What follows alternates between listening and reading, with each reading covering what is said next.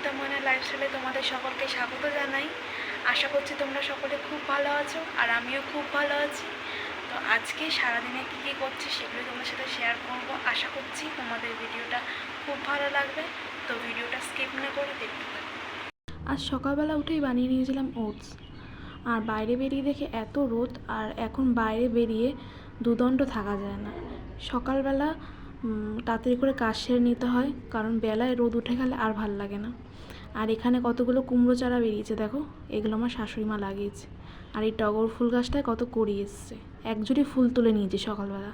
আজকে যেহেতু ছিল নীল পুজো, তাই সকাল সকাল পুজোটা দিয়ে নিচ্ছি। আজকে ঠাকুরকে ভোগ দিয়েছি খেজুর দিয়ে।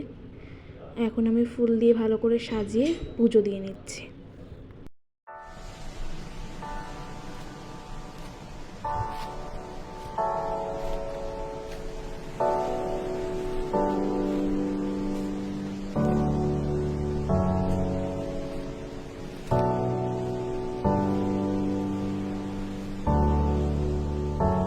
এখানে আমি আকন্দ ফুলের দুটো মালা বানিয়ে নিয়েছি। আজকে যেহেতু শাশুড়িমা উপোস করেছে, তাই বাবার মাথায় দেবে মালা দুটো, তাই আমি গেঁথে নিয়েছি। আর এখানে শ্বশুরমশাই কালকে বিকেলবেলা অনেক ফল নিয়ে এসেছিলো।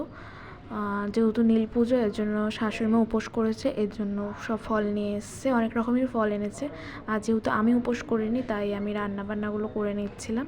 আর রান্না করতে গিয়ে তো আমার সবসময় একটা কিছু না কিছু আমাকে খেতেই হবে, ঠিক আছে। তো আজকে আমি খেয়ে নিয়েছিলাম মিষ্টি। এই কালকে লট পাঠিয়েছিল বাবা দোকান থেকে, তাই লট খেয়ে নিয়েছি। দুপুরবেলা রান্না করেছিলাম সয়াবিন, বরবটি আলু ভাজা, পটল, ভেন্ডি, ডাল। আর বিকেলবেলা এখানে শাশুড়ি মা আর একটা মাসি মিলে পুজো দিতে চলে যাচ্ছে।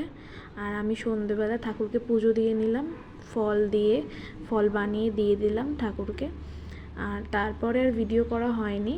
আর এই জিনিসটা দেখে তোমরা বলো তো, ছোটোবেলার স্মৃতির কথা মনে পড়ছে নাকি কার কার মনে পড়ছে আমাকে বলো তো কমেন্ট করে। আর সন্ধ্যেবেলা একটু আমাদের এখানে পুকুর পাড় আছে, এই পুকুর পাড়ের এখানে এসেছিলাম, খুব হাওয়া দিচ্ছিলো। তো কেমন লাগলো ভিডিওটা অবশ্যই কমেন্ট করে জানাবে সবাই।